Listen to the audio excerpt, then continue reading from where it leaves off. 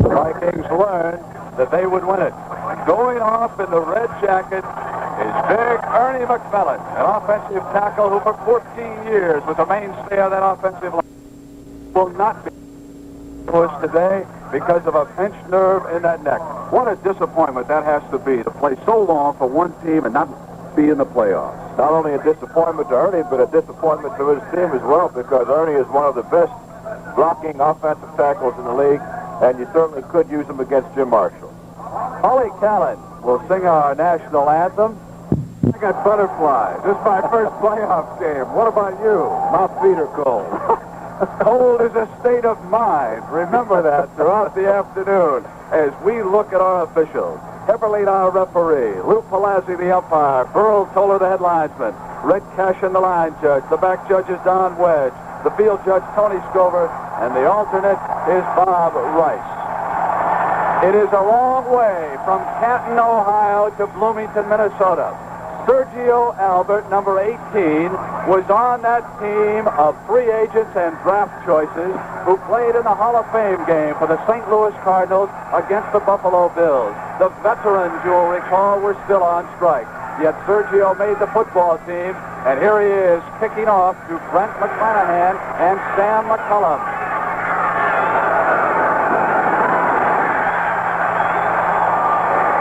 McCullum on the 7.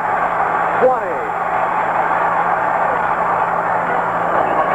The surface looks a little slippery. I think the field will be a little bit slippery down there because with the tarp over and with all that heat blowing on, it tends to loosen up the ground somewhat. So in different areas, the field will be a little bit soft for the players. This telecast is presented by authority of the National Football League. It is intended for the private use of our audience. Any rebroadcast or other use of this telecast without the express written consent of the National Football League is prohibited. Let's see what Fran Tarkenton comes up with on his first offensive play. He has Chuck Foreman and Dave Osborne stuck behind him. We expect to see number 44 very busy, and he got nowhere as that defense closed in. The surprising defense of the St. Louis Cardinals, the veteran Larry Stallings, number 67, moving in on that side and bringing him down. You know, we've talked about Ernie McMillan being out, but Don Coryell lost his best defensive lineman the first game of the year. Dave Butts went out. He has lost a few people during the year and been able to replace him quite well with other players who have really been playing up probably over their heads in some respect. Looks like this 2nd and 10 for the Vikings.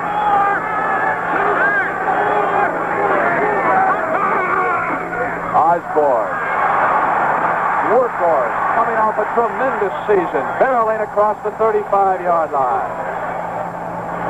7-yard gain. That'll leave the Vikings with a 3rd and 3. Johnny, you have been telling me all year that quarterbacks don't throw the ball enough on first down. Should that change at all in a playoff situation? Do you have to mix up your attack just as much today as before? Well, I'm sure that they'll probably stick pretty much to their basic things they've been doing all season, but I think it's a lot easier to throw the football on first down. Of course, I'm up here and they're down there. There's a lot big difference. If they want to run, they can pick Yerry and White over on that right side. Here they come. Foreman. Good play by Stallings.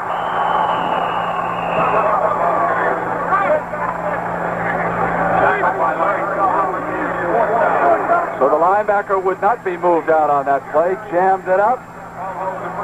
And Mike Eyeshide will come onto the field and punt. And that means that perhaps the most exciting performer in the history of the St. Louis Cardinal franchise is on the field. What can we say about Terry Metcalf that hasn't already been said? Combined yardage, more than 2,000 yards. He's the big play back.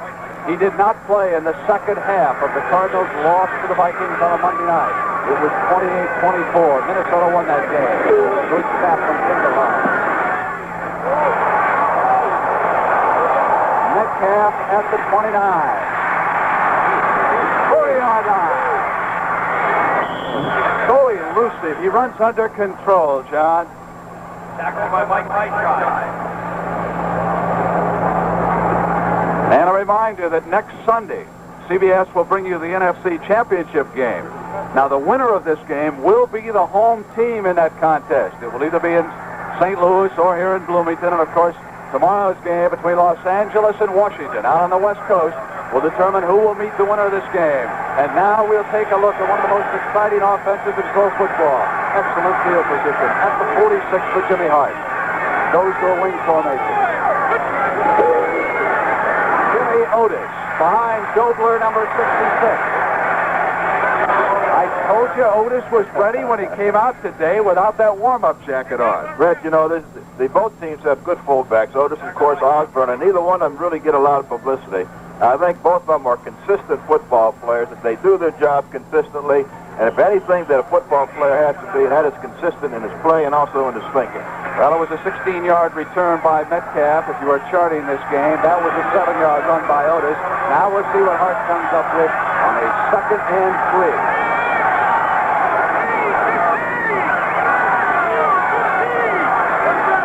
Gray goes in motion. Influences one of the safety men. Metcalf.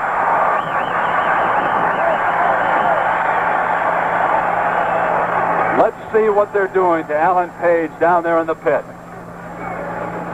Get a shot on Alan Page right there. Here you see young number 64 and number 60, Roger Finney, who are double teaming Alan Page and trying to move him out of the hole so that Metcalf can come up there for the first down situation. Finney, of course, had to block against Alan Page in that Monday night game, as you see the measurement, to see whether or not Metcalf picked up that first down. The point of the football gave it to him. So in 2 plays, the St. Louis Cardinals have gained 10 yards. You know, Brent, if anything can be said badly about Metcalf, is the fact that Metcalf this year has fumbled the football 14 times himself, and of course that is tying a record set along with John David Crow and the Vikings' Tommy Mason. You must watch Jackie Smith, and he is to Hart's right. Now he goes out of this, clutches from that tight end spot. They go wing left. Metcalf. Finney and Young over on that left side doing an excellent job of blocking.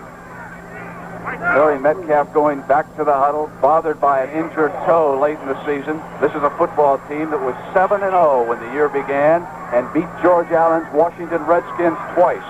That is the first football team ever to beat George Allen as a head coach twice in the same year. That's the reason they're in the NFC Playoff right now and won their division, because of beating Washington twice, but they both ended up with the same record, 10-4. It is 4 yards. Make this one 2nd and 6. And Mel Gray goes outside of Hart's right. Metcalf behind Gray, turns the corner. Roy Winston was over there along with Jeff Wright. Terry Metcalf, the ball carrier. Winston and Jeff Wright on the tackle. He will also throw the football to Terry Metcalf. It's one of the reasons why Jimmy Hart has been able to cut down his interceptions. When he broke into the NFL in his first season as a regular quarterback with this team after Charlie Johnson was drafted, Jimmy Hart threw 30 interceptions. There were some who said he would never make it as a quarterback. Don Coryell came to the team, took a look at the film, said he's my man, and here he is. 3rd and 2. When Willard is in, he switches out of the full house. He blocks now. Ball was taken away by Wally Hilgenberg, the linebacker on that side, but the whistle had been blown dead. Jimmy Hart is signaling Coryell and the bench that he has about a foot or a foot and a half to go for the first down. So here is Coryell's first big decision. Something about Coryell's coaching philosophy may tell you what he is about to do here.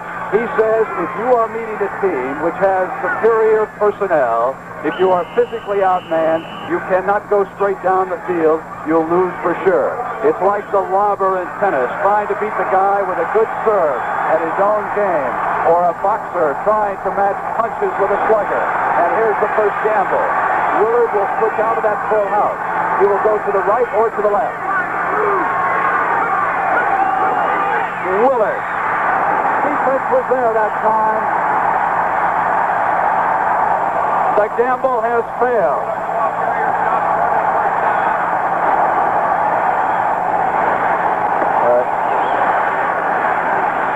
There's Hart handing the ball off, and actually Metcalf did not get in front of the ball carrier. Looked like there was a mix-up back in the backfield somewhere. And I think that's probably hurt the play at that particular spot. With 9:44 remaining in the first quarter, there's a timeout with a score. St. Louis nothing and Minnesota nothing. Very number 45 is starting in the St. Louis secondary in place of the injured Ken Reeves. Reeves can play if they need it. So it is Colbert at strong safety. Parkinson brings the Vikings up. They were stopped in their last possession. First and 10. The ball is on Minnesota's 35-yard line. Parkinson's first pass. Roll right. Come back to Foreman. Complete.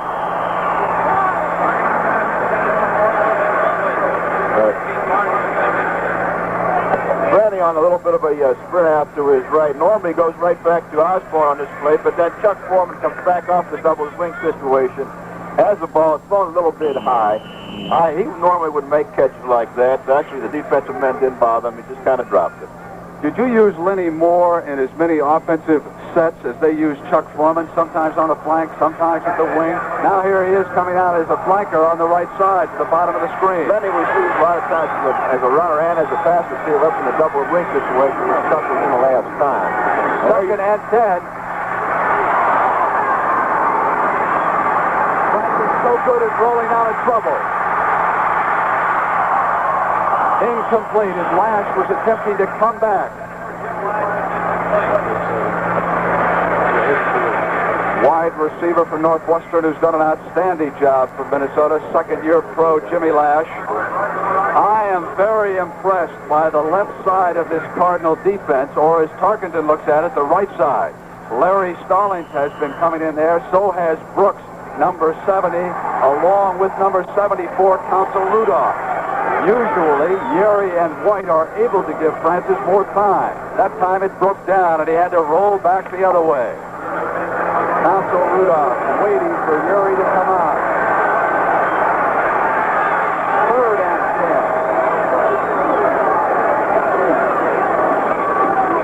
10. Both backs go out. Close to a first down, they have it.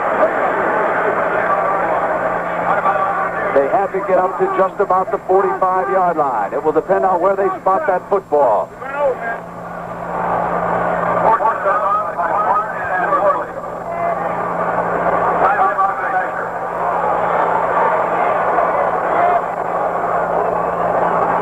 Francis really has quite a few offensive weapons, especially the speedsters on the outside, and Gillum especially, he can really go deep, and he uses both of these fellows very, very well.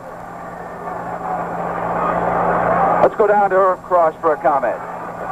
Say, Brent, I've been charting this game for both offensive clubs. In the first series of plays Tarkenton ran, they had 3 successive running plays, primarily off tackle and outside.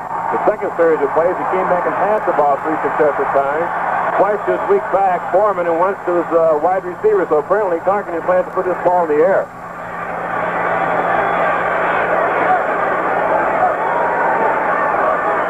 Our second gambling situation early in the first quarter. This time, though, if Minnesota turns it over, St. Louis will be within striking distance. Just inches is what they need. A second tight end. Doug Kingsrider has come in. So has Brady Alderman. Right ahead. The first down belongs to Osborne in Minnesota.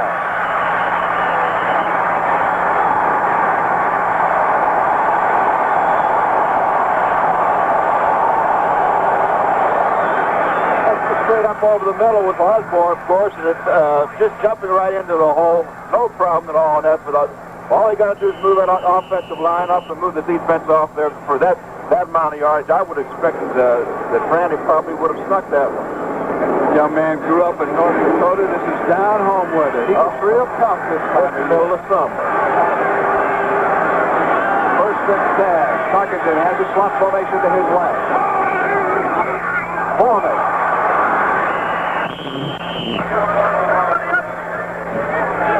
Rowe is 75. He's a defensive tackle as Tarkenton walks back. Not getting the yardage he wants on first down, John. He may have to loosen it up. I think he'll go to the air pretty soon. He might, running those plays off to the weak side there with Foreman, also with Osborne. Franny will probably in a few minutes come back off of a play action type play off the same kind of runs which has been happening, Brett. 3-yard gain. Ball is on the 48. Second and 8.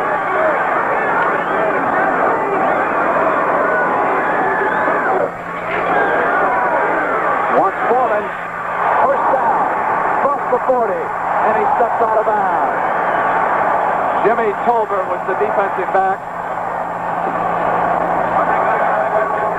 Well, Foreman that time actually beat Larry Stallings. So Stallings has been around a lot of time, and Foreman has caught a great many footballs this year for Franny Tarkington. In fact, Foreman is their leading scorer, which is the first time a back has been a leading scorer for the Vikings in 11 years.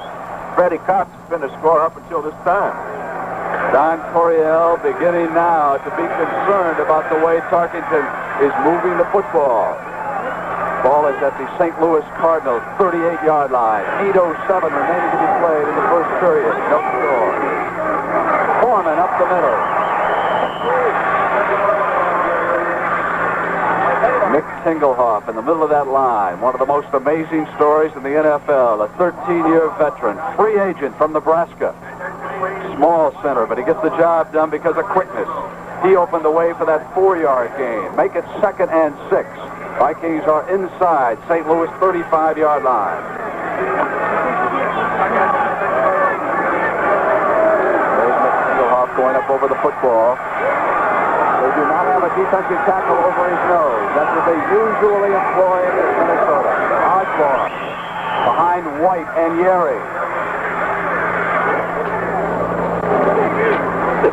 We spent so much time talking about the Minnesota defense that it has slipped up on us this year, but this Minnesota offense is also one of the best in pro football.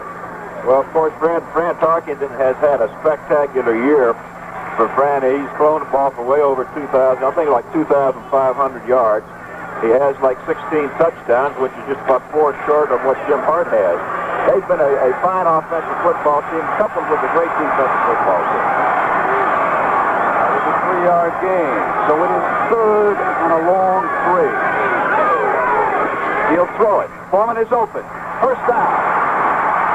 Inside the 25-yard line. Clarence Duran, 41, was up on him. They have got to keep an eye on Foreman. Well, especially on the 3rd down and 4 or 5-yard situation. Franny will use Foreman coming out of that backfield, who has great speed, and they do have to play off him a little bit. And he just turns around there in a little circle pattern, and the man's off of him. It's like picking cherries off a tree for Franny. 7-yard gain. Prior to that, it was a 10-yard gain. Tarkington to Foreman. So he has gained 17 yards in his last 2 receptions. Just inside the 25-yard line. Tarkington rolls to the right, comes back to Lash. Intercepted. Mark Arneson, the middle linebacker, with the first big turnover of this football game. There's Franny a little sprint out to the right, trying to hit the quick slant back over here. Does not see Arneson. Has number 42 there, but does not see Arneson at all. Arneson comes right on, picks it up, and stops the big drive for the Minnesota Vikings. 9 seconds to be played in the first quarter of Bloomington, Minnesota. No score. Minnesota was on the drive, and Arneson made the interception. Now, let's watch what happens to the St. Louis Center. Number 51 will be Tom Brahaney, former All-American from Oklahoma. Will Minnesota put the defensive tackle right over his nose? Alan Hayes is right there and outside. Just off a little bit to Brahaney's left. Metcalf goes over on the wing to Hart's right. Going on first down. Wanted Mel Gray. Nate Wright and Jeff Wright were on him. There was no daylight there. And Hart threw it over his head, very wisely not forcing it into that defensive zone. You remember Gary Snook and Terry Knopfsinger? Knopfsinger, yes. They were quarterbacks for the Cardinals when Jim Hart went there as a free agent out of Southern Illinois.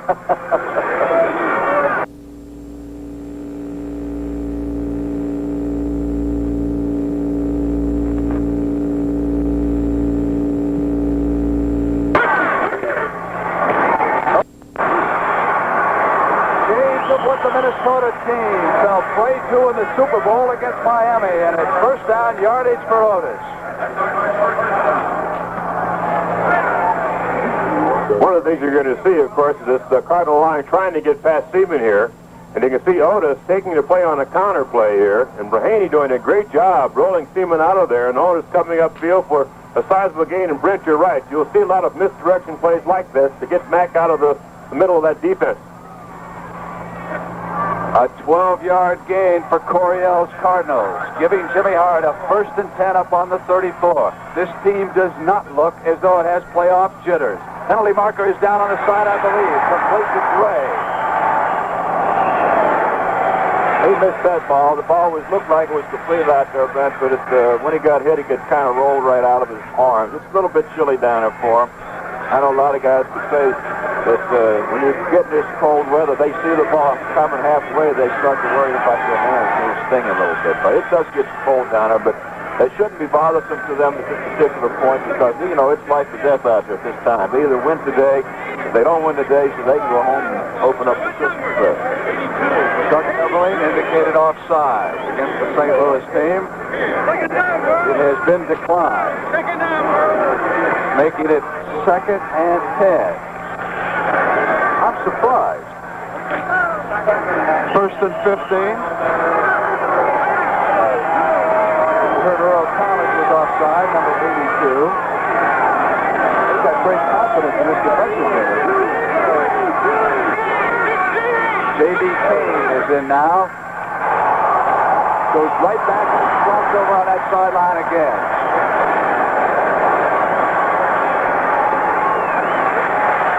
Nate Wright, 43, the cornerback on that side.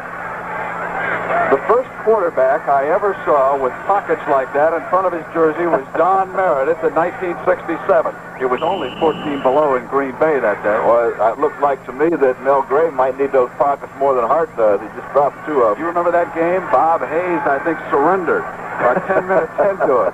It's too cold. I'll tell you, Kept his hands inside his belt, so the Packers just rolled their defense to the other direction. It is 3rd and 10. On the wing.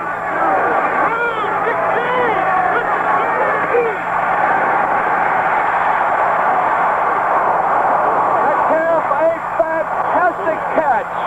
Unbelievable. Terry Metcalf went deep out of the backfield.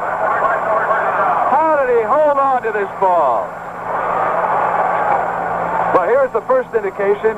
They keep number 88 away from Hart.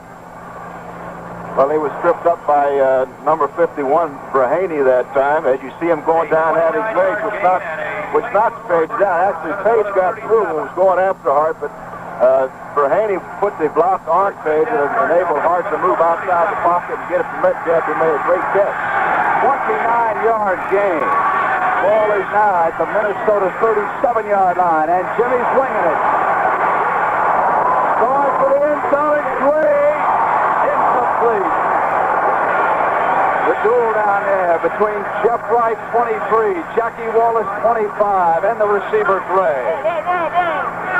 Gray had him beat down there. Ball was hung up in the air a little bit, and I just think it just hung a little bit too much. There you see the ball coming down.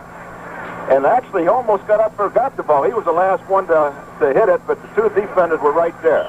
Looked as though the ball hit off the top of his chest. Well, it was a little bit deflection off the defenders, and in that kind of a situation, it's tough to get a handle on that football. Now it is 2nd and 10. 4:09 to go in the first quarter. No score in this football game. Gray coming in motion to Hart's left. Pitch in this direction is to Metcalf. Running under control, but the hole is not there. Jim Marshall, Wally Hilgenberg. Jim Hart has a tough 3rd down decision coming up now. There's a fine play by Jeff Wright coming up and turning it in, and Jim Marshall, of course, playing like his old self, just moving down the line of scrimmage, not getting turned in at all, and making the tackle along with Jeff Wright and Wally Hilgenberg. Here comes Bob Lertzema along with Brown and Hodel. Winston and Hilgenberg go out, so they have 5 rushmen down. Down defensive lineman in this situation. Only one linebacker.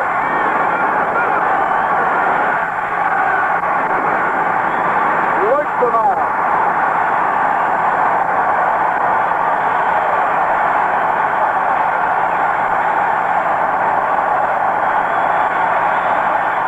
Let's go down to the truck and check on that with Irv Frost. Of course, the key here, Brent, as you can well see, when the Vikings come in with Lurtzum as the 5th defensive lineman, it forces the Cardinals to go into single blocking. They just can't seem to handle it.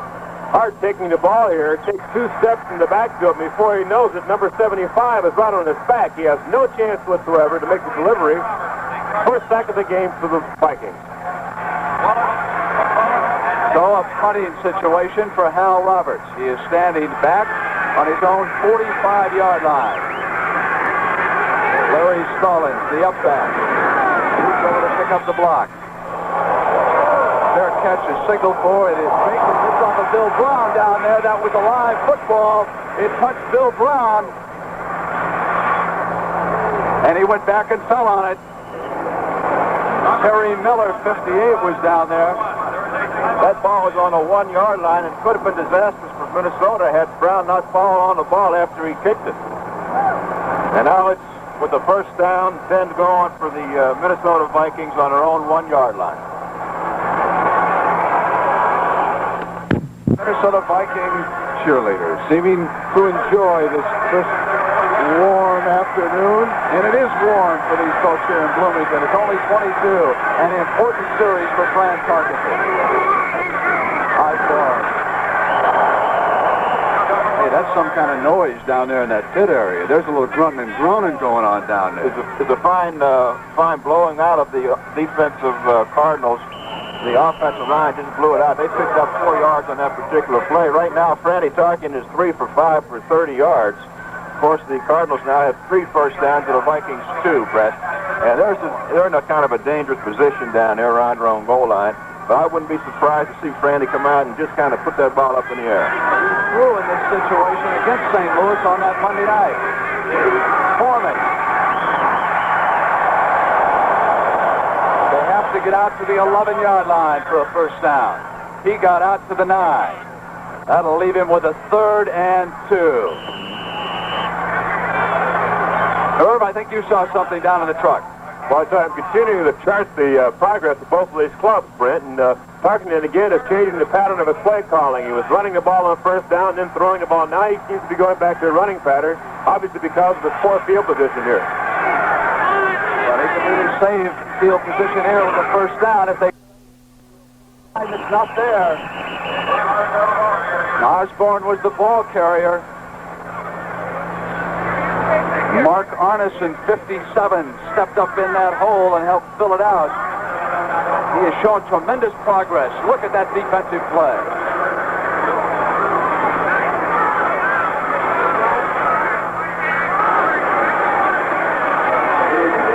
I don't think you'd have to guess. 4th down to set inning a punting team on that one.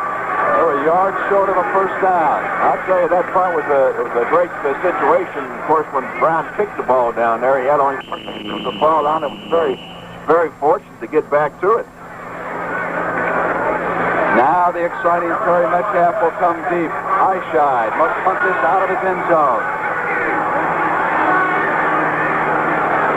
Terry is standing at the Minnesota 46. Eyeshide steps up, hits it at the goal line. Metcalf at the 46. It's away. There's a penalty marker down. The penalty marker went down after Metcalf began his return. So the Cardinals have possession. We'll see if it was a clip or if it was holding down there in that area. Well, if it was a clip, it's certainly going to take away from the fine run by Metcalf, and it's going to put them back in their own field position. There is a second penalty flag down. You're looking at it over there on that far sideline. Dan Deerdorf, offensive tackle, 72.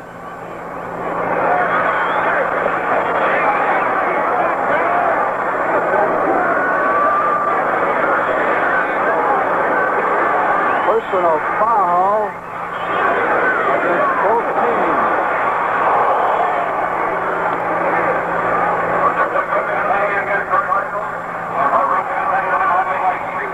There's a Metcalf getting knocked down over there, and there's Metcalf slams the ball into somebody, and there's where the penalty is called on Metcalf for just roughing over there. And that's, that's a serious thing because they had the clipping penalty was against Minnesota, I believe.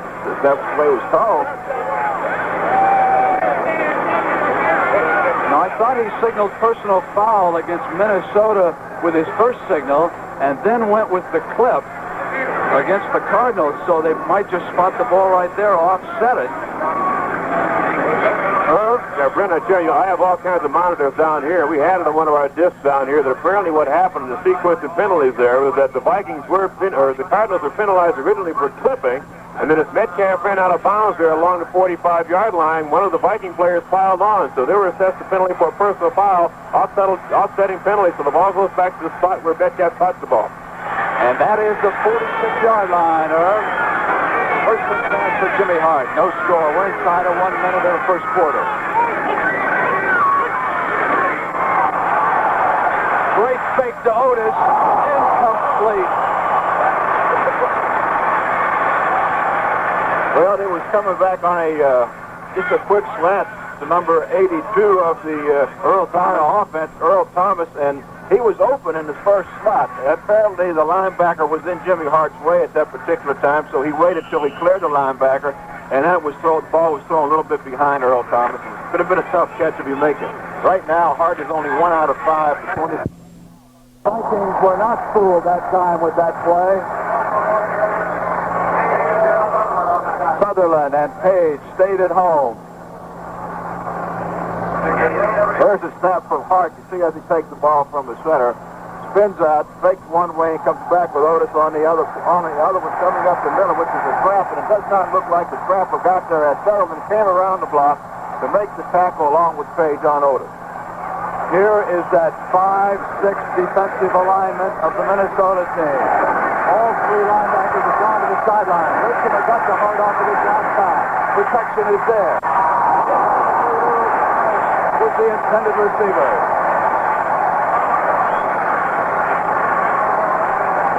Jackie Wallace was the cornerback on that side. Irv, you've got a comment. Well, Brent, one of the things we were concerned about, Johnny, you mentioned it last night, whether or not the Cardinals be affected by postseason jitters. Apparently, they are having difficulty holding on to Hart's passes, and John, I knew you'd be happy to hear this. The Cardinals have had 6 plays on first down, and out of the 6 plays, Hart has put the ball in the air 4 times. That's what they probably doing most of the ball game like that, I would imagine, and of course, he's had about 2 or 3 of them dropped by Mel Gray. Bud Grant is protecting the sidelines on this punt. He has 3 deep backs, 1 on each sideline. Al Roberts goes up. Jackie Wallace again fakes the fair catch. Look at that punt. Fantastic. Al Roberts has dropped one down at about the 1-yard line. And again, Minnesota will have poor field position for the offense. Watch this coming down to the corner. A beautiful job by Steve Jones, number 34. He's the player who kept that ball from going on into the end zone. And that's the end of the first quarter with the score. The St. Louis Cardinals nothing and the Minnesota Vikings nothing. The public service by the National Football League. John Unitas putting on your top coat. Musberger, you had me in a hospital with pneumonia before the day's down. First and 10 for Fran Tarkenton again. Oh, it's tough for a quarterback to be operating from your own end zone. Dave Osborne, 41, listening to the call. Stu Boyd, 83, with Benny down in that level. See what he comes up with on first down. Foreman is the setback along with Osborne. Osborne behind Foreman. Dave Osborne, the ball carrier. Ball was blown dead. You could see the official signaling. Someone ripped it out of the pile. Tried to run with it for St. Louis. There are some cast-offs on that defense, and they have molded together. Barnes, 59, is one of them. Once played for San Diego. Yankowski, 78. He gets ready to take on Charles Goodman, 68. second and 7. Foreman.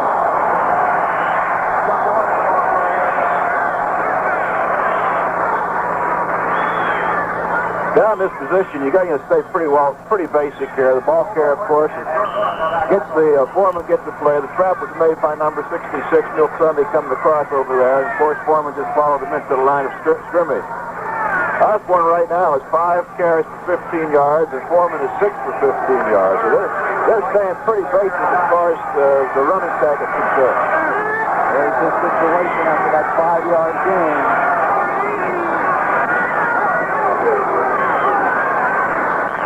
Foreman. They had to get out to just about the 12-yard line for a first down.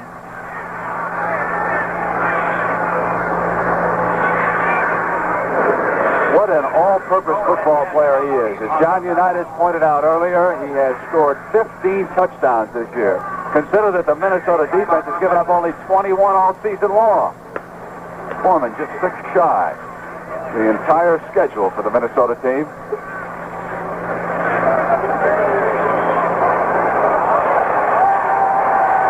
Just got it.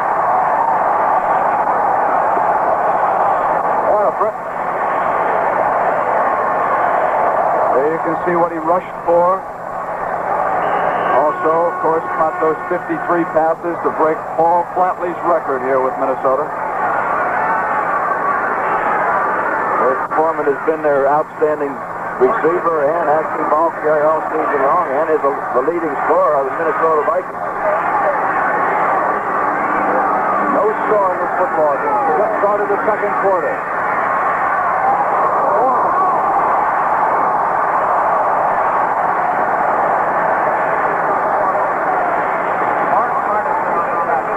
There you see why Foreman has been probably the most valuable player as far as the Vikings are concerned, with his running and catching ability. And he's close to the first down in this kind of a situation here. It was just sort of a little bit of a running screen. Brent looked downfield first and then came back to Foreman on it. So an 8-yard gain. Make it second and 2. Andy Maurer, what a story he is. 66, the left offensive guard. Got out and threw a tremendous block on that last play. Off from Atlanta, New Orleans. They come with Osborne. We got a penalty on that one, Brett. We'll see what it's going to be. It might be an offensive holding penalty. The umpire throw that flag right there in the middle? That's what it is. Holding against Minnesota. We'll have to break for the Cardinals at this time because the Vikings seem to have got something going at this particular spot. Bob Rowe, the defensive tackle. Talking to Chuck Heberly. That penalty this year, of course, 10 yards rather than 15. When the foul is committed within 3 yards of the line of scrimmage. No operating room for that Minnesota offense so far. Ed White, number 62, was guilty of holding. The ball was put down at the 10-yard line. It'll be second and 12. Francis doesn't mind going to the pass down here. He's not too conservative at this particular spot because he can always get rid of the ball and throw it out of bounds right against the Has not yet gone to Gilliam, who is out to his right. Happened against Norm Thompson. Foreman. Urey and White were able to open a hole on that side, and then good second effort running. There's a hand up to Foreman. You see Andy Meyer in front of him going over there on the trap block. Makes the block at that particular spot. Tackle is missed there by number 67, Larry Starling. But of course, was wrapped up there by number 59, I believe it was, on the play. And that would be Pete Barnes, the right side linebacker. And he's a hitter, the other side. He's got a great reputation of being a hitter. He was when he was at San Diego, a fine linebacker. Not a great pass cover man, of course. Third and 4. Foreman is out, covered, goes the other way, incomplete. Targeted pass intended for Osborne is incomplete. It is 4th down. All this is a little bit of a option play. You've got both backs going out, and of course, Franny is looking for Foreman right away. Sees Osborne, throws the ball out, but it looked like the ball slid off of Brandy's hand. Down that, when it's kind of weather, of course, it can be a little bit slippery. Terry Metcalf going deep again. He goes back to the other side of the 50-yard line. Eyeshine will take the snap at the 3. Steps up to the 8. Metcalf goes for the fair catch. Good coverage on this. Just inside the 50-yard line. Jim Hart and the St. Louis Cardinals will take over there. The Cardinals have had field position, but they've been unable to score. We have 11:32 remaining in the first half. Over on the sideline is Minnesota head coach Bud Grant. He wears that headset, and he is talking to his offensive coordinator upstairs. Right there, just moving his right hand, is Jerry Burns. He is now standing up. He is in constant communication, and they are preparing their next series. Right now, it is the Minnesota defensive unit on the field. First and 10 for Jimmy Hart. Wayne goes in motion again. Metcalf. One outside of right. Crouch and Seaman bring him down. But he is close to that first down.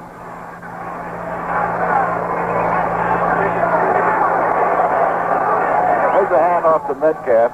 Gets a fine block. They hooked everybody to the inside. He bounced to the outside. Of course, the play was made by Krause, Paul Krause, who's been around for a number of years and most dependable weak safety or strong safety, whichever you want to call it.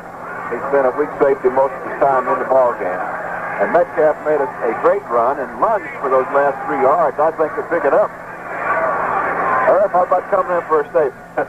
Well, I tell you, John, when you take a look at the way Metcalf maneuvered on that play, everybody here, of course, is concerned about the footing on this field, and the Vikings thought they might have a slight advantage over the Cardinals because the Cardinals, as you well know, play on an unofficial service down in St. Louis, but Metcalf made a very sharp break there. He had Wright one-on-one in the corner there and simply outmaneuvered him for the game. He made the real fine run by Metcalf, and of course, the last 2 or 3 yards was launched by him to try to get those back. Second and inches. This is a quarterback kind of decision right here. He can afford to go long if he wants to. Play fake. No play, complete. No flags were drawn on that play.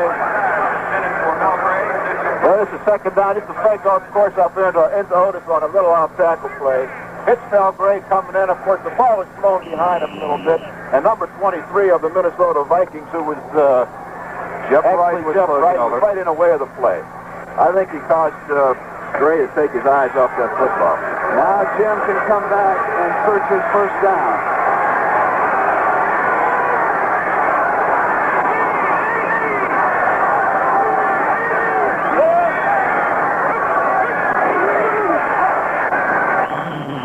And they've got it.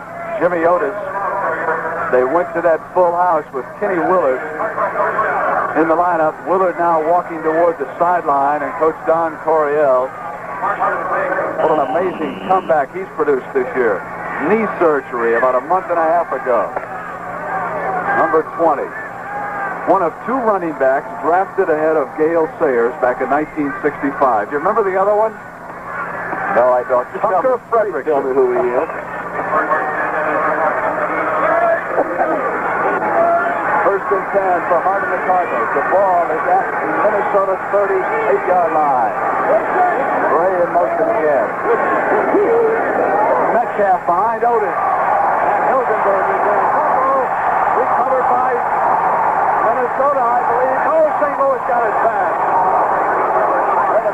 You mentioned that early in the ball game that Metcalf has been prone to fumble. In fact, he set a record or tied a record held by John David Crow and also Tommy Mason of the Vikings. John David playing with the old St. Louis Cardinals years ago and then with San Francisco. Now that probably, I believe that makes his 15th fumble of this particular season. Tremendous effort by Jim Otis. I want to watch this. Otis was leading the play. Now the ball is free. One Viking, Jackie Wallace, had a shot at it. The ball is still free underneath that pile. The last man to get up was Otis. We'll check and see who came up with the recovery. -2, second and 12. Metcalf is squaring. Hartman is wrong. Complete to Earl Thomas. It is a first down. He had 5 protection on that play, and Spot came up with a receiver, Earl Thomas, who ran a good pattern. That's about a 13 to 15-yard turn in. No linebacker was in there. Herb, come up with a comment on that. Of course, again, one of the things we expected to happen is to have the Cardinals put that ball in the air quite a bit. And you can see Thomas breaking open here on the corner, working one-on-one on the right cornerback, Jackie Wallace, for the reception. A 14-yard gain on that reception. First and 10. The ball is at the Minnesota 26. We just joined it. No score in Bloomington.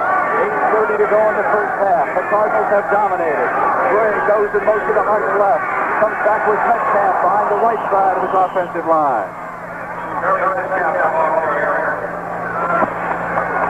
Metcalf has been a workhorse. He's caught one long pass over on the sideline for about 21 yards to pick up a first down. And he's been running the ball along with Jim Otis. Jim Otis, of course, is Mr. Consistent. He's going to pick those 2 or 3 yards up for you most of the time and does a fine job on an auxiliary blocker as well. One of the great wars down there in the pit right now is Dan Deardorff, 72 against Carl Eller, 81. Second and 6. Gray again in motion. Jeff Wright comes with him. They throw the motion man trying to set the screen. Tremendous defensive play that time. Jeff Wright, who came with the man in motion, got behind the blockers and made the stop. Take a look at Carl Eller. Carl Eller takes a wide outside.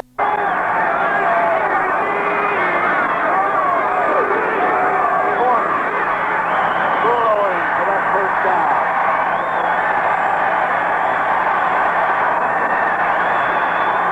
Well, Brandy had that offense moving at this particular time on that last spectacular play of his with a little bit of dump to Osborne.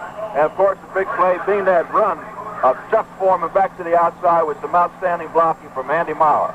Bud Grant and Jerry Burns and Fran Tarkenton have this offense on the move. Gilliam is out to Tarkenton to his right. Ball is sent to his 30-yard line. 2:20 to go in the first half. Foreman pounding away at the middle. Mark Arneson, 57, closed in on Foreman.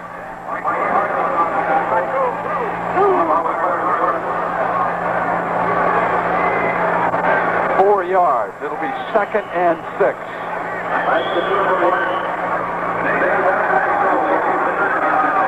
And with 2 minutes remaining in the second quarter, there's a timeout with a score: St. Louis 7 and Minnesota nothing. Coaching tells the last 2 minutes of a half or a ball game. You'll watch one of the most disciplined offenses in the National Football League. Disciplined because Bud Grant demands it.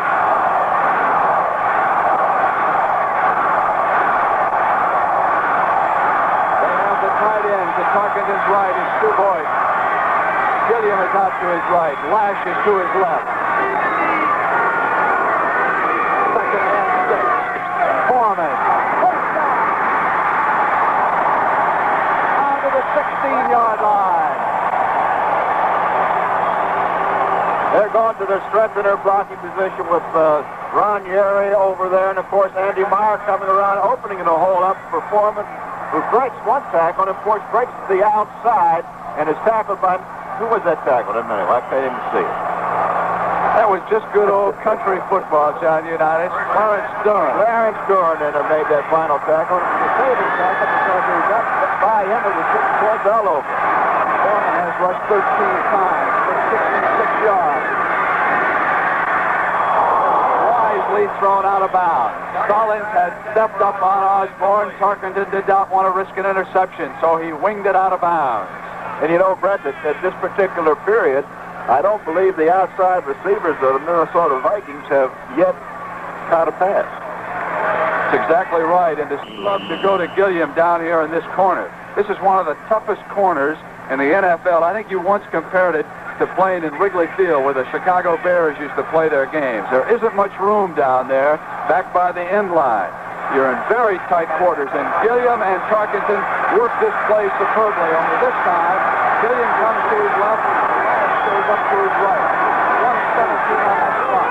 Second and 10. Roll right. Touchdown, Gilliam. Gilliam maneuvered from left to right, and he was wide open for the touchdown. Well, Roger Wally followed him all the way across the field, and Gilliam just outran Worley. Of course, Brent come up to a little bit of a bootleg type action back to his right side. Starling's the linebacker had to come up to try to force Brandy. Of course, just dropped it behind him into Roger Worley's hands. What a march. 65 yards in 8 plays, and it was that offensive line in front of Fran Tarkenton. They decided they had a job to do, and they went out and did it. Now it is up to Fred Cox, and extra points have not been automatic for him this year. But this one's good. Now, we're down to the final 1 minute and 11 seconds. We've got a tie football game. But remember, the St. Louis Cardinals have that explosive offense. Coryell, with his back turned towards you, must make up his mind whether or not to run out the clock or go with the 2-minute drill and go upfield, perhaps to Mel Gray or somebody else. As Fred Cox is prepared to kick it off for Minnesota. Line drive, cut by one of the wedge men. That is number 50, Greg Martin, the linebacker.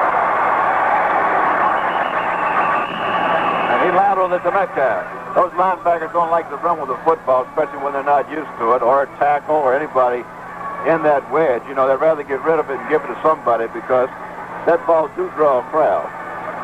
Well, there were some linebackers who loved it. Dick Butkus.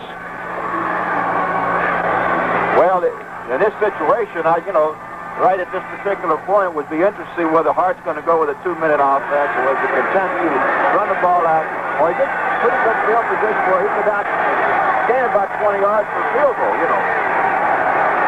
Ball on the St. Louis 38-yard line, down to 104. Metcalf. Young is out in front of him. Good move inside as the elusive tackler gets out close to the 45-yard line. Well, that play really didn't fool Jim Marshall. It was just a little bit of a running screen. He couldn't get by his defender, and he just saw Hart looking out there to Metcalf and decided to sprint out there and try to get to him. And, of course, he had some good blocking out there by Young. Metcalf turned the corner, picked up a few yards. Right at this time, it's 49 seconds to go, and they can get down within field goal area because Boston has really been the successful field goal kicker. Jim Hart is over on the sideline. Coryell does not wear the headset. Even though he has designed this offense, he is not talking to the man in the press box. He prefers to simply work both with the defensive and the offensive unit. Now, a program reminder, well, we've got a couple of seconds, John, that next Saturday, December 28th, we're going to have a College Bowl doubleheader. Lead off with the Sun Bowl at 1 p.m. North Carolina will take on Mississippi State. And then following that, pretty good Fiesta Bowl game. Since we got the Oklahoma State person, bring them young. That's what they say out there. They don't care how you bring them, just bring them young. Let's go down to Irv Cross. Irv? There, Brent, one reason why head coach Don Coryell doesn't have a headset on is that he keeps his computer printout board right in front of him. You saw earlier there, he had a sheet of paper, and that sheet of paper has a down and distance tendencies on it, indicating what he expects to see at certain field positions. Coach Grant, on the other hand, likes to have his assistant coaches keep that record for him up in the booth. And St. Louis was so well prepared for that trick defense that Bud Grant tried to hit him with a while ago. Here we are, 2nd and 3. 49 seconds on that clock. Johnny Anderson's in the game. Incomplete. There you saw that footing get up, kick out on it. Mel Gray at that time. He had the man beat, but the ball was thrown a little bit to the outside. Of course, the footing is a little bit soft because of all the heat that's been on it all week long. Nate Wright was the cornerback covering Gray. Have to say a word about the ground crew here in Bloomington, Minnesota.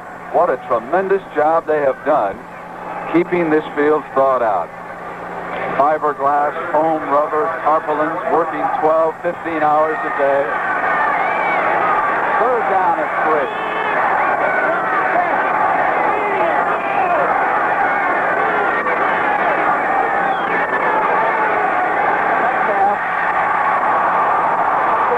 Winston. 36 seconds on that clock. He has the first down. Heller and Hilgenberg on the tackle. Now timeout is called and used by Jim Hart, who will head over to the sideline. First and 10, 27 seconds showing on that clock. Ball is at the St. Louis 48-yard line. Metcalf goes on the way.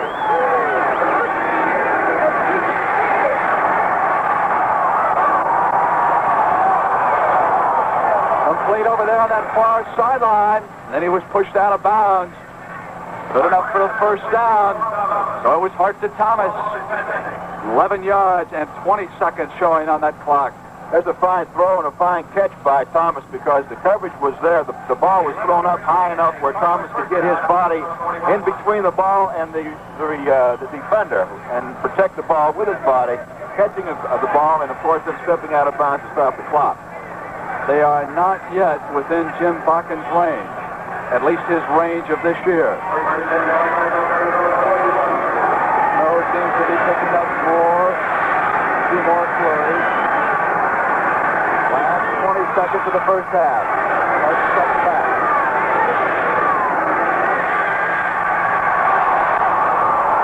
Belgray is out of bounds at the 24-yard line, down to 15 seconds. They have one timeout unofficially remaining. Now, John, should they go ahead and try to pick up another 10 yards and run that clock down another 5 or 6 seconds? Can they gamble with it? They call the timeout. They have one more timeout, and they can gamble with this thing. Go down, throw another pass, try to get it out of bounds if possible. They got to save the last timeout for the field goal in order to get the team on. I don't think you'll have any problem at all. Jim Bakken getting ready over on the sideline. Scores 5. Last 15 seconds of the first half. Belgray has it down at the 7-yard line. Hard pass is complete to Belgray. Down to 6 seconds and the clock is stopped. Well, he has two alternatives there unless Bakken's going to come in at this time. They can go for another pass, and if they don't find anybody, throw it out of bounds and hope that the officials will stop the clock quickly enough to get Bakken in. Oh, this is a gamble against that clock. Here he comes, Bakken. I think they've changed their mind. They've got to kick it now. Yeah, with 6 seconds, it would have been a gamble because, you know, if he gets chased around and gets nailed down there, then you'll have any more timeouts, you're in trouble. Big thing he's got to remember in a situation like that is to try to get it out of bounds if possible. But they're going with the safe thing. Bakken should be able to make this kick without too much of a problem. Well, Jim Hart so far in the first half, 8 of 16 for 102 net yards. Bakken during the regular season was 13 for 22. Roger Worley will put it down. 23-yard field goal attempt, and it is no good. Jim Bakken has missed the field goal. It took 3 seconds to kick it. So the kicking problems he encountered against the New York Giants a week ago continue here in Minnesota. Our score stays tied with 3 seconds remaining. Francis Tuxton will probably just run it out, and they're going into the locker room that way. Well, that hurts, Brett. That's could go in the ball into the locker room at 10-7. Instead, you're 7-7. At least you're not behind. And that's something to be thankful for there. Come back out and start the ball game on an even keel again. St. Louis is intelligent. They'll go in and hide the block for it, so Carl Eller can't go in there and kick anything. That's what he did last year. The clock runs out on a tremendous first half here in Bloomington. That's the end of it with the score. St. Louis 7, Minnesota 7.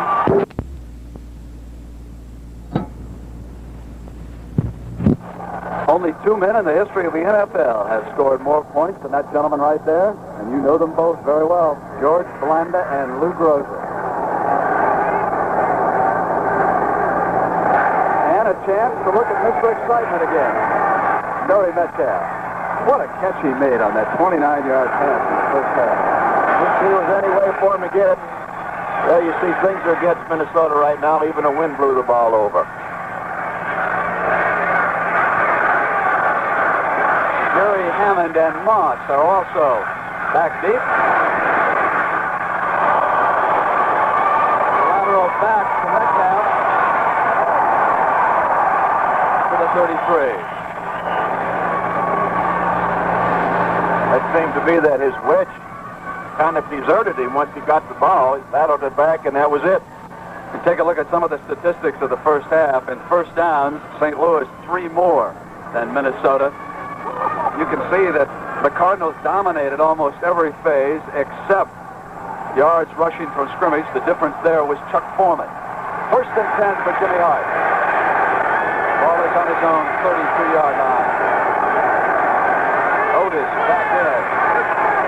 Metcalf. Great fake. It's Thomas. And Thomas is close to a first down on that far sideline. Paul Krause was with him. Yeah, just a little bit of a fake to the fullback up in there, and a quick out, about a 5-6 yard square out by Thomas. Makes the catch, and good fake on the outside. Gets rid of number 25 number 25 Jackie Wallace, and then of course Paul Krause comes over to make the tackle. It was a 9-yard gain, and there are those in the NFL who say when you go to work against that secondary of Minnesota's, pick on the youngster Jackie Wallace. He's 25. He's the cornerback over there. J.V. Kane, 88, will come out at him this time. Mel Gray goes in motion. Jeff Wright of the secondary moves with him. They run straight ahead for the first down, and Metcalf across the 45. That offensive line is doing quite a job on Alan Page this afternoon. And that was the key, I think, to contain him. If he can't get that pass rush up the middle, and the other two men, Eller and Marshall, are not really going to cause that much problem because their offensive blockers will just run them right on by the pocket, and Hart can step up in there and fire the ball. The crowd at the net beginning to chant, defense, defense. The Cardinals have moved sharply to a first down. One setback, they were offside. St. Louis was offside. Interception by Jeff Wright. Another penalty flag is down. He comes across the field and he's still up. Finally brought down at the 44-yard line. A penalty flag on either side of the field. We'll let Chuck Heverling and his crew sort this out. Very definitely the Cardinals were offside. Of course it is declined, and Minnesota takes over. Well, I'd like to, if we can get a shot of that, I would like to see that one again, but didn't look like that Jimmy Hart had any receiver in that area. It looked like he may have thrown the ball behind him. Jeff Wright made a great catch of the ball. There you see Hart right there, moving up into the pocket. And that one is Jeff Wright just comes right on in front of the receiver, makes the catch, falls down, gets back up, and brings it on back for Minnesota. St. Louis 44. Reverse, here comes Gilliam, and Carroll are leading. First down. Inside the 30-yard line.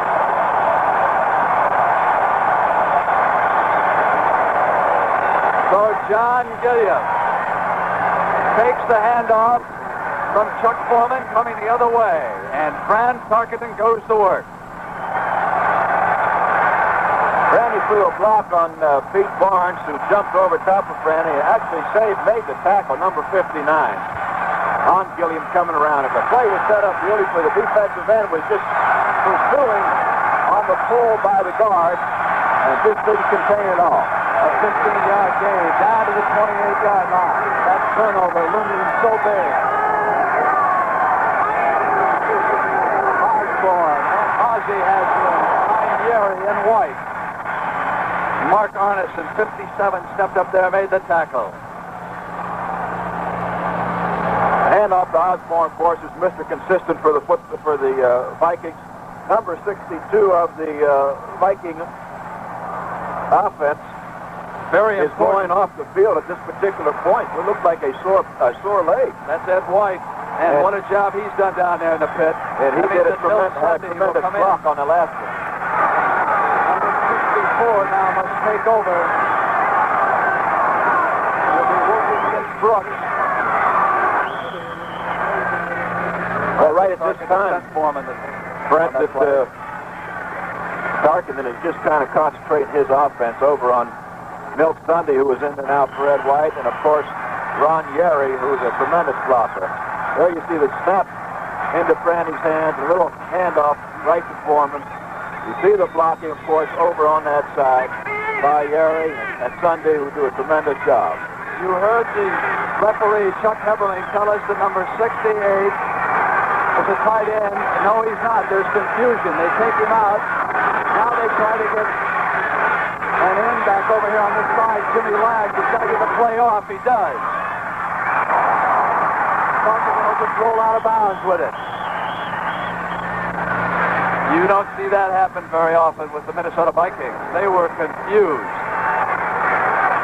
But I think Franny just did the right thing. He just took it as far as he could and get out of bounds because really wasn't anybody open downfield. And I think everybody was kind of confused, as you mentioned, Brett. I don't know whether Herb can get any kind of shot down there on that at all. On that last play. Bud Grant is over at the sideline. He has Fred Cox on the field. Paul Krause will put the ball down at the 27, which will be a 37-yard field goal attempt.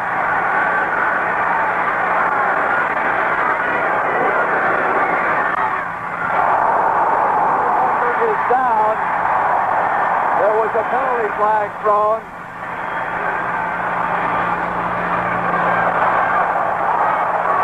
But it is against St. Louis, and so Fred Cox's field goal holds up, putting Minnesota ahead 10-7.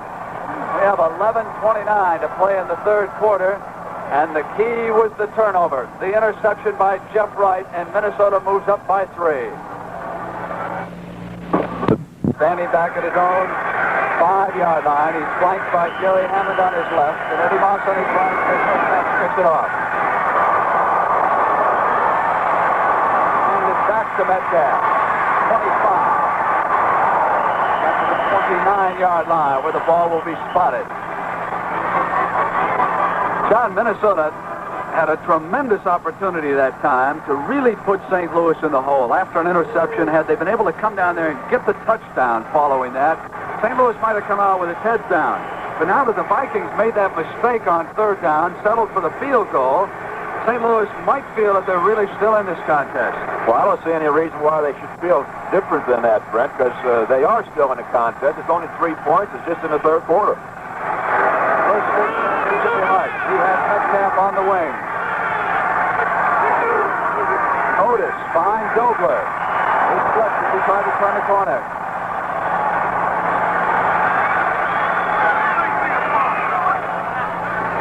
Jim Hart to Otis on the play. Of course, Otis comes on the outside there and slips as he makes his cut. As we mentioned earlier, the turf is a little bit soft in spots because of all the heat that's been on there. Brent, if you take a look at the scoring pattern of the Vikings over the season, their defense has given up 195 points in the season, but only 17 points in the third quarter. The Cardinals, on the other hand, have been very effective in the third quarter, scoring 100 points out of their 285 for the year. Second and 8. Jackie Smith is out of the slot. They run the other way with Metcalf. Miller was there. Fumble. Picked up by Nate Wright. Touchdown, Minnesota. I don't see any penalty flags down. But credit Carl Ellard with disrupting that play, and also Alan Page was there. Let's watch Metcalf as he swings around the ball. Free as Eller tried to knock it loose. Then Page takes him down. Nate Wright picks it up at the 21-yard line. He's got daylight ahead. Only Jimmy Hart to beat it. He runs it in. But perhaps the most important score of this football game. 2 quick turnovers.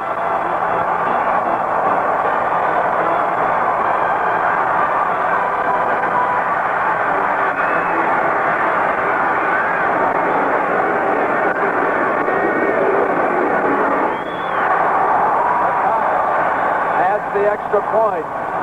Dramatically and swiftly, the Minnesota Vikings have struck for 10 points in the third period. Now they have the St. Louis Cardinals in a hole, leading them 17-7, 10:29 in the third period. Ford. Great team. This team's practice trying to force fumbles. Now, Carl Eller, number 81, actually rips the ball out of Metcalf's hands here. You see he's lost control of it here, and Alan Page cleans him up by forcing the ball on the ground. Nate Wright does the rest, picking up the fumble and taking it in for another Viking score. A great defensive team effort. John, just as you've been saying, Terry Metcalf has one weakness, fumbles.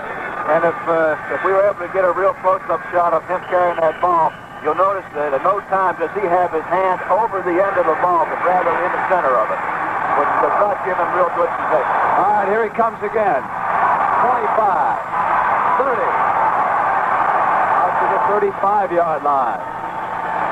Now that Minnesota defense will be able to tee off on Jim Hart. And let's take a look at one of the grandest old pros of them all. Number 30, Bill Brown, 14-year veteran, still performing on the specialty teams. And look at him move in on Terry Metcalf and make the hit right there in the tackle. What a performer, John. Oh, he loves it. He loves it.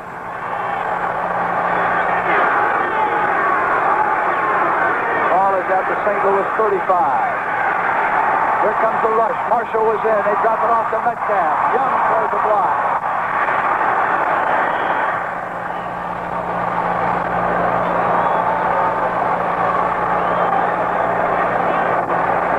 Jimmy Hart going back to throw, and again he's going back and throwing his little bit of a rollout screen over there. You see Marshall coming in for a little penetration. Young's over there, makes the block. Metcalf breaks one tackle and it comes on upfield for a couple more yards. But Jimmy is going to have to go downfield a little bit more with his balls and try to get, they're 10 points behind. They've got to come up with a field goal or a touchdown this particular drive. They're going to be in this football game. He has Jackie Smith in the slot to his right. J.D. Kane is out to his left. And L. Gray is also to his left. 2nd and 6 intended for Gray. And it is incomplete.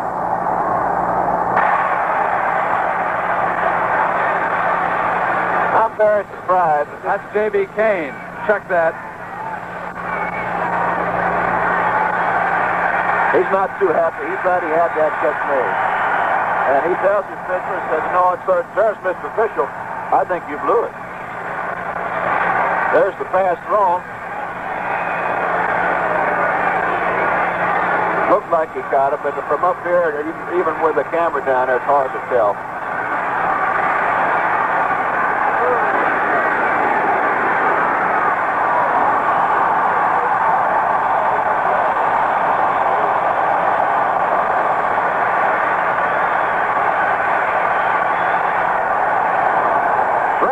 Brent, I'm a little bit surprised at this time. I don't think a ball has even been attempted to be thrown to the tight end of the Cardinals, Jackie Smith, and he's been a fantastic receiver all over these years. In fact, I think he is a leading receiver as far as tight ends are concerned throughout the National Football League history as far as reception is concerned.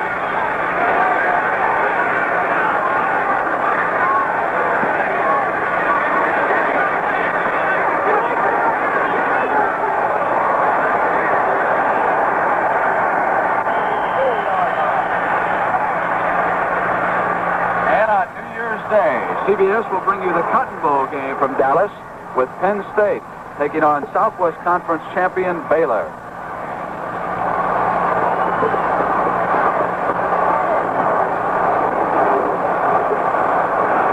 So now, Fran Tarkenton and the Minnesota Viking offense will go back to work.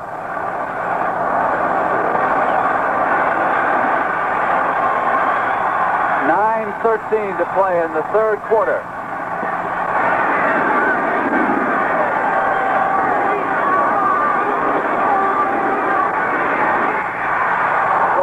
Killer to Lash. Thompson battling him all the way at the 30-yard line. Well, the ball was thrown to the outside, and number 43 of the Cardinal defense should have had that ball for an interception, Norma Thompson. Let's get down and see what he has to say. Really great pass coverage here by the Cardinal secondary. Now watch this. The left cornerback here, number 43, Norm Thompson, is responsible for the deep outside zone here, is in great shape. The ball is delivered. He really has a great shot at picking this ball off. But Lash bumped into him at the last second and broke up the intended interception. 2nd and 10 for Tarkenton.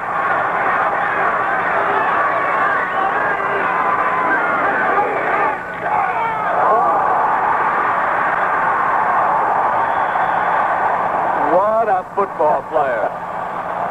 Plus to the 49 for a 1st and 10 before Clarence Duran brings him down. A 14-yard gain. There's a handoff, of course, to Chuck Foreman, who just runs right through the big hole, tries to make a little bit of a move there, and he's having an outstanding afternoon, and I know that the people from Frederick, Maryland are proud of that young man.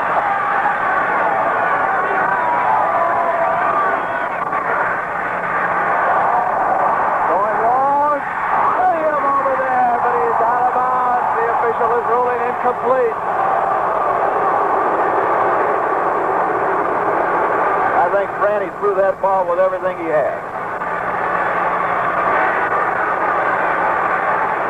Yeah. On that.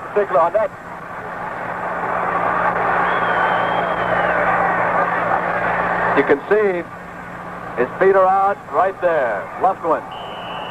Norm Thompson was dueling Gilliam. Francis not wasting any time. No, he's got 10 points on the board. He figures he can gamble a little bit. He wants to put the ball up in the air, get him another one, and really put St. Louis in a hole at this particular time where they'll have to come out and throw the ball on every down. And when they have to do that, the likes of Page, Marshall, and all those people can just spin their ears back and go on.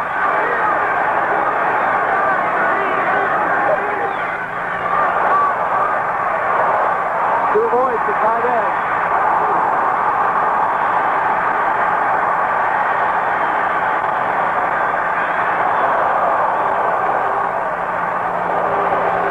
Ducking and going back, looking downfield for one of his outside receivers. Then gets Stu Voigt on a little bit of a delay. He stayed in and looked like he was going to block, and then decided to delay to the outside. Brent picked him up. It was a blown tackle by number 45 of the Cardinals defense, Norman Thompson, and he picked to the first down at this particular time. So credit the old pro veteran Larry Stallings for hustling back on that play after Voigt had got around Tolbert. Got him out of bounds, and you see the distance that needs to be picked up for the first down.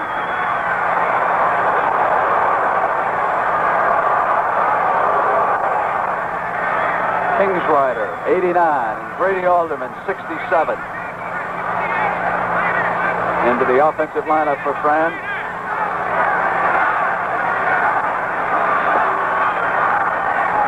Jimmy Hart with the gloves trying to stay warm on the Cardinal sideline. 8:15 to play in the third quarter. Plenty of time, except that Minnesota has taken charge.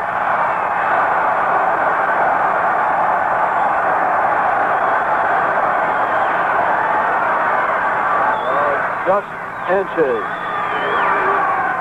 One tries for the first down. For that kind of dive, he could probably make the Olympic team.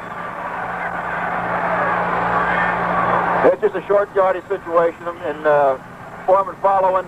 Osborne dives over top of the line of scrimmage to pick up the first down. Nothing to it. When you got the spring in the legs like that, you can just get over everybody.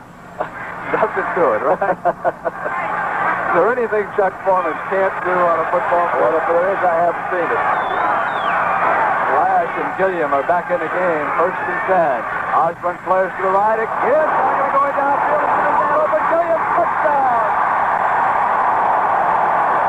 Gilliam got behind Norm Thompson.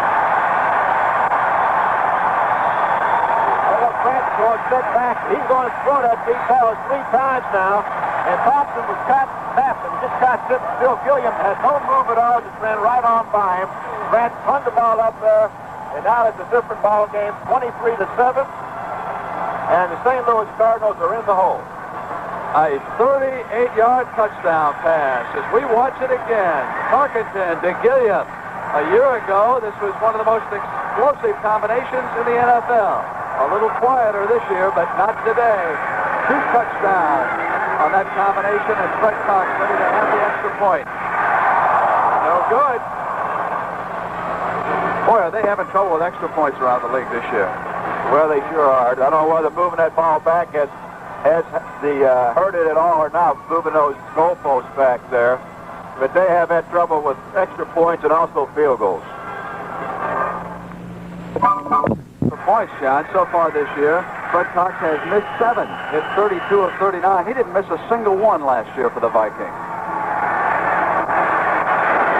Metcalf at the 7.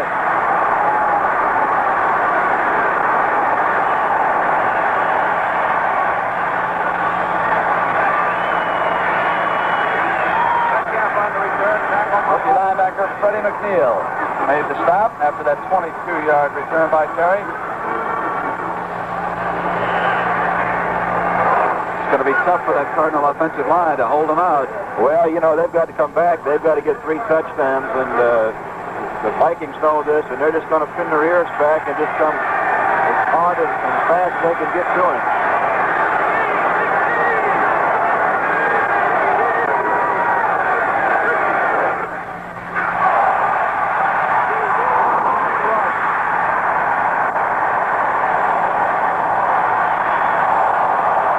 Sutherland, number 69.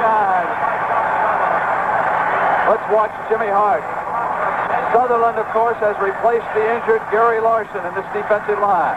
Hart looking for his receiver. The pressure beginning to close in. Eller from one side, and Sutherland simply takes him one-on-one. Don Coryell of the Cardinals, very concerned. Bud Grant smiling.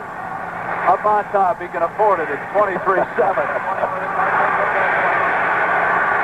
7:05 in the third quarter. That's what happens when you've got to come from behind and they know you've got to throw that football. They can put undue pressure on you. Second and 20.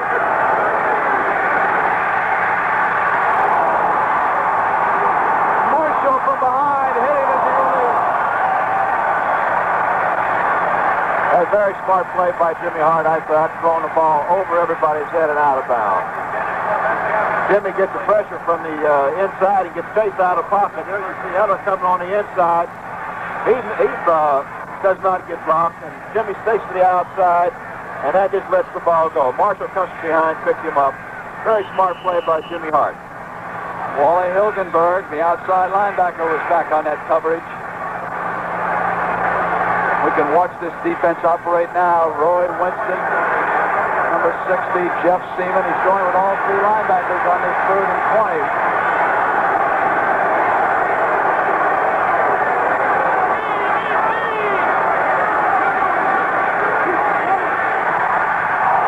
Metcalf is over there. Going out of bounds at the 22-yard line. The Cardinals will have to punt.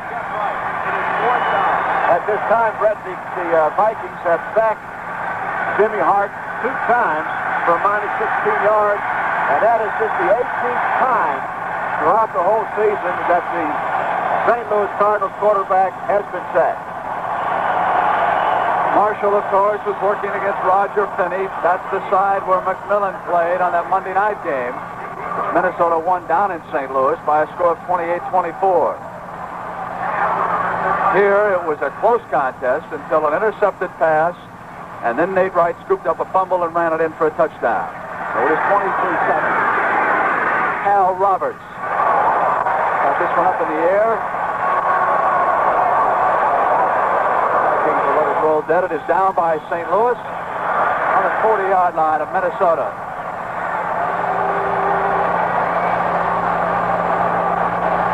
And a basketball reminder. The NBA on CBS, and on January 5th, we'll start a game every Sunday with the Chicago Bulls against the Milwaukee Bucks. The last 3 games, Milwaukee has beaten Chicago, and they have done it by a total of 7 points. Nate Thurman, picked up by the Bulls from the Golden State Warriors, will be dueling Kareem Abdul-Jabbar in that contest. Then the following week, we'll have Buffalo-Boston.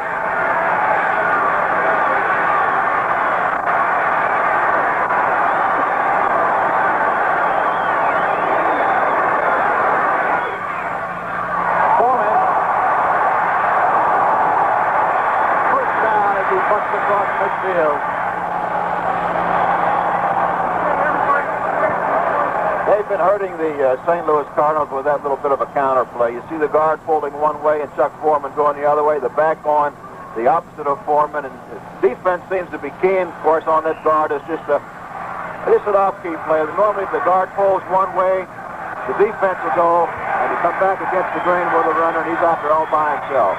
Chuck Foreman is picking up some good yardage on that particular play all afternoon. Ball is on the St. Louis 49. First and 10. Foreman again over there behind the right side of that blocking wall. Ron Yeri will be starting for the NFC in the Pro Bowl.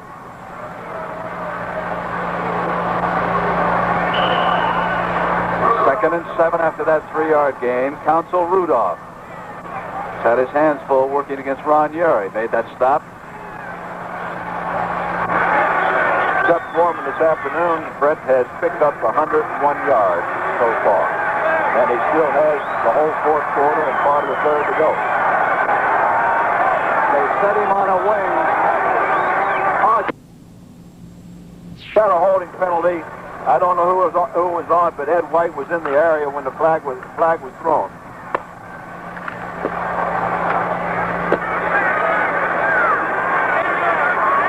Chuck Everling will walk off the 10 yards.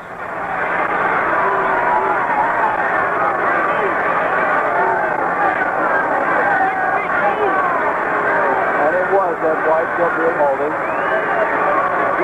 So it'll be 2nd and 17. Ball back on the Minnesota 44-yard line.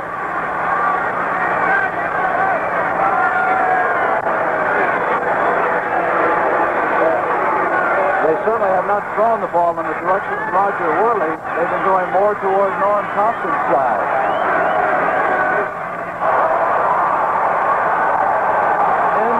Incomplete. Stu Voigt is being watched by Stallings and Arneson.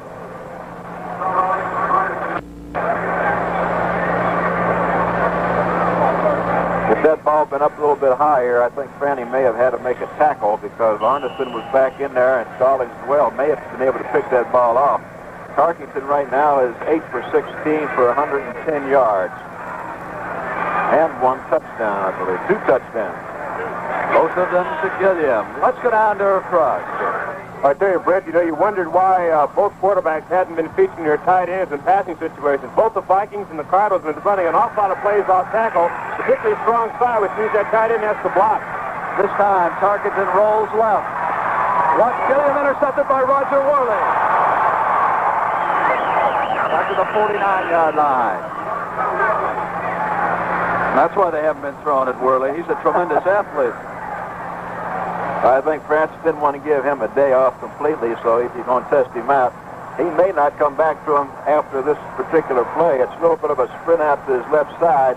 France going downfield, sees a receiver. You know, the thing that the Minnesota Vikings teach with Francis as a quarterback, of course, that any time he is chased around back there, is to come back within the same direction as Francis' runners can get into his vision so he can find it. Gilliam was the intended receiver. Jimmy Hart takes over. Otis.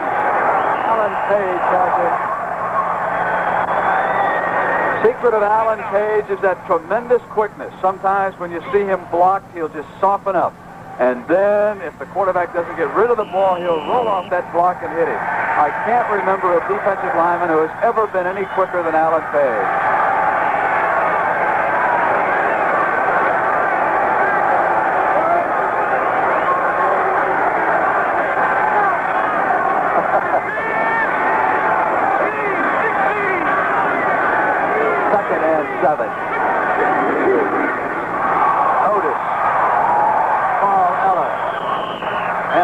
Page.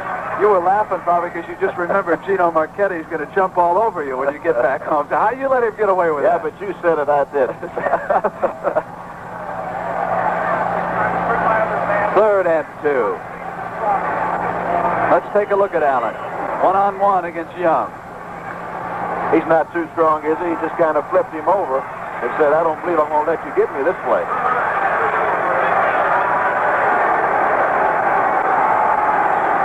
Now it is 3rd and 2.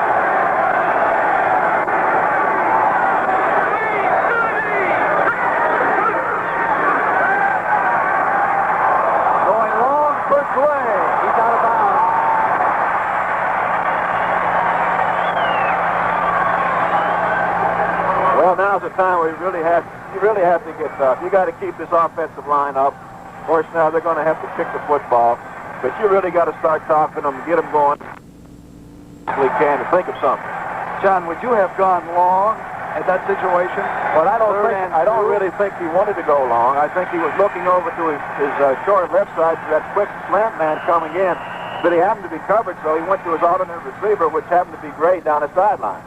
So Sam McCullum awaits the punt from Hal Roberts, along with Nate Wright. Has scored a touchdown, covering a fumble. Roberts standing at the 41. So far this second half, the Cardinals have only had one first down. Nate Wright goes for the fair catch at the 14. A good thing. J.V. Kane, Scales were right there on top of him. And another reminder, we were speaking about the NBA on January 5th.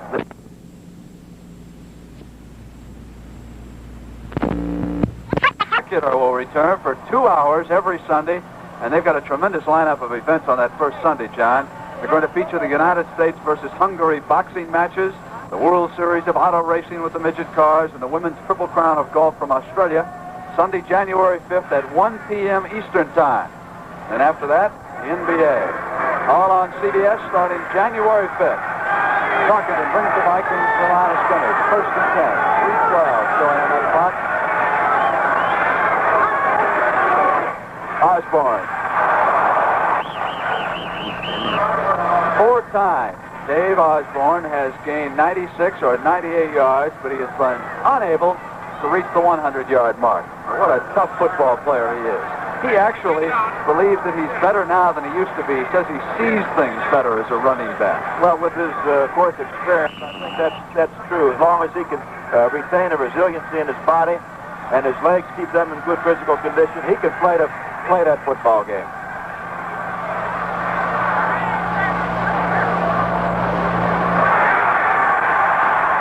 Rolling to the right is Gilliam, but there was a penalty flag down. It was incomplete.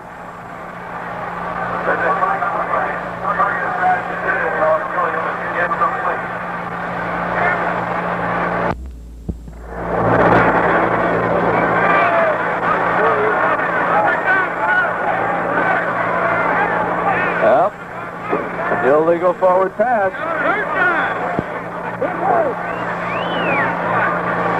So it is third down for Fran. Well, they tell You him never did that, that's did you, John? Franny was across the line of scrimmage. You never did that, did you? I never had the speed to get across the line of scrimmage. Are you kidding?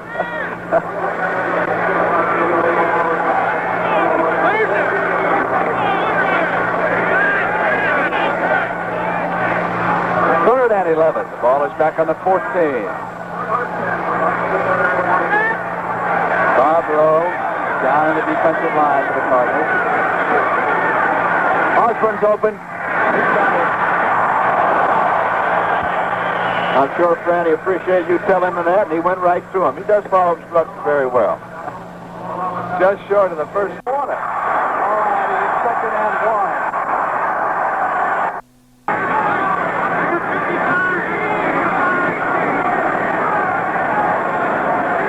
Al Roberts. Good punt. They can down it. Into the end zone. If Dwayne Crump, a defensive back, had turned the right way, he might have downed that one inside the 5. Well, he was blocked down there, Brent, and it was spun around. And, he had to take his eyes off of where the ball was coming to and watch what was happening. As you see the ball coming down, he gets blocked right at that particular position, and he's just worrying about keeping his balance and then trying to locate the ball when he comes out. Of course, the ball bounces in the end zone, and it comes back out to the 20. Final 14:34 of this football game. Lash and Gilliam both go out to Tarkenton's left. Now Osborne comes up on a wing. Leaving Foreman behind Tarkenton. That is Chuck.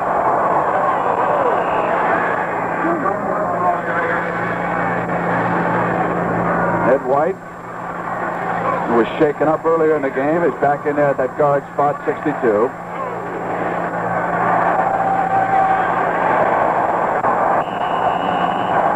Go down to Irv Cross. You know, Brent and John, if you had to give an award to an alignment in this game, you'd have to certainly tip your hat to Ron Yeri, the right tackle for the Minnesota Vikings, because most of Foreman's yardage, believe it or not, is picked off tackle right over number 73. Let's watch 73 go to work against Council Rudolph. Second and 8. Bob Rowe was in on Dave Osborne that time. Ron Yeri, the perennial All-Pro from the University of Southern California. They had a little sucker play on that. Both the guard and the tackle pulled this way and hoping that Rowe and the other men would follow. And they didn't sucker it, and I'm sure that fullback says, Brandy, please don't run that again. There he is, the mascot of the Minnesota Vikings. I don't know why he's not smiling. Things are going all his way. It's 3rd and 8. Back to Foreman in the middle. Gets around Barnes.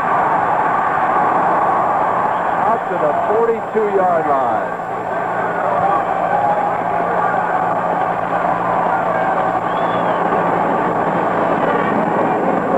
There it is again. Chuck Foreman just went into that hole and nobody there. Barnes slipped, trying to come over on the tackle. Good block made against Thompson, and then Foreman slips himself. Brett, did you know that this game was being telecast in Hawaii? A good friend over there, the owner here, Max Winter, his wife is watching by way of television and said that wanted to say hello to her.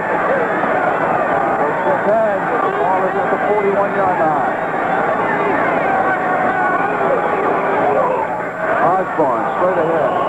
John, speaking of owners who are watching this game, we certainly want to wish Carol Rosenblum a speedy recovery. He suffered a mild heart attack last week out in Los Angeles. He's hospitalized, and perhaps today they are permitting him to watch this football game. Well, that's news to me. I'm certainly sorry to hear that, but I do hope he'll get along well and be out by time for Christmas. 2nd and 8 for Minnesota. It's a very mild day for these fans. Just pure coffee, folks. Don't worry about it.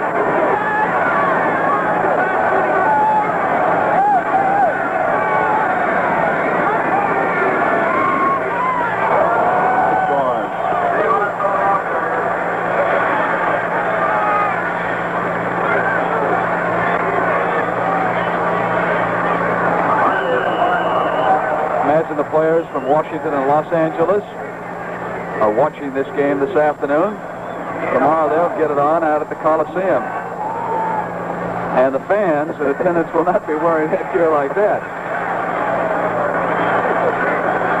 So, Brent, you know, on 3rd and 4 plus, in every series prior to this one, the Vikings have thrown the ball. It's thrown back primarily, guess who? Chuck Foreman. Oh, here it is, all right. Vikings will have to go on its bound. Bob Rowe was on the pursuit.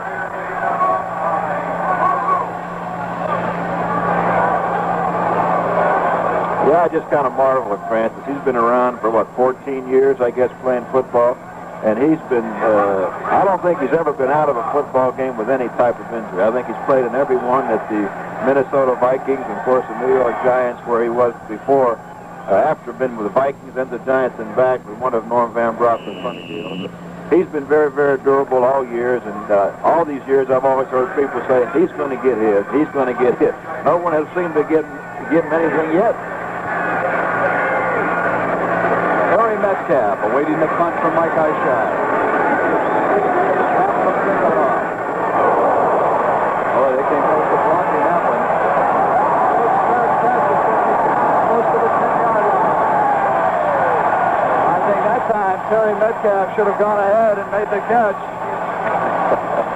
Ball is down on the 11-yard line.